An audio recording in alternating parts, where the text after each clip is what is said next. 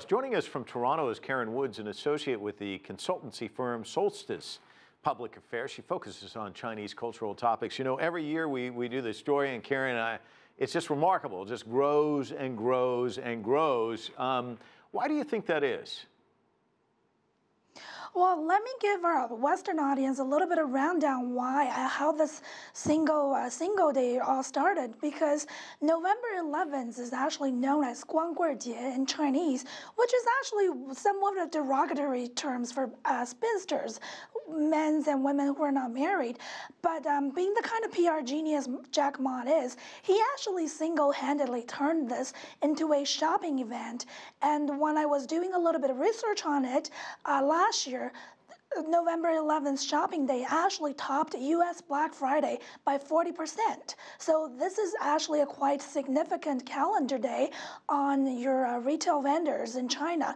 And this year, a lot of foreign brands such as Lululemon, Adidas, Nike have all came to China and joined force with Jack Ma. And from what I've heard, they're also happily selling their products on this day as well. Karen, you're there in Toronto. I'm here in Washington, D.C. Do you think it's going to catch on in places like Canada or Washington? Because here in the United States or Canada, because some are suggesting it might be hampered by the existence of Cyber Monday and Black Friday. What do you think is standing in the way from perhaps more consumers in our two countries also jumping in? Actually, this is exactly what I want to talk to you about.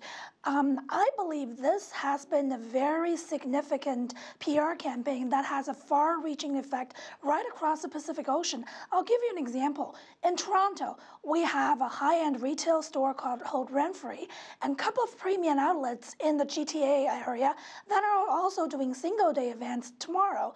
And I believe they're actually specifically targeted at the Chinese diaspora in the GTA, the Greater Toronto Area, as well in Vancouver. So I believe over the next 2-3 years, you will see this gradually catching on.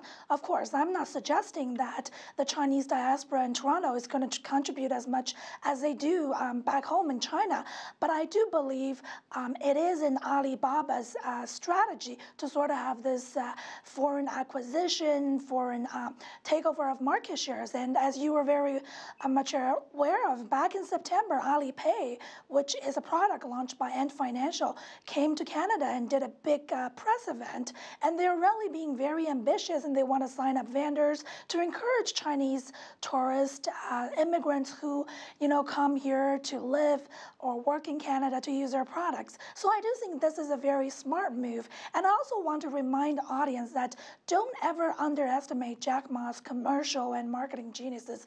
This year, Jack Ma is actually using double-day sales, get this, to debut his own film. He's playing a Tai Chi master, and some people wondering, well, why is he doing that? It's a little bit weird. But if you look closely, he's actually trying to promote Alibaba Picture, which is a conglomerate of entertainment, telecommunication companies that are getting ready to go on NASDAQ. So I do think this is a very shrewd move by Jack Ma. Well, Karen, there are many things I will do in this lifetime. One thing I will not do is underestimate Jack Ma. That's good advice. Karen Woods joining us from Toronto.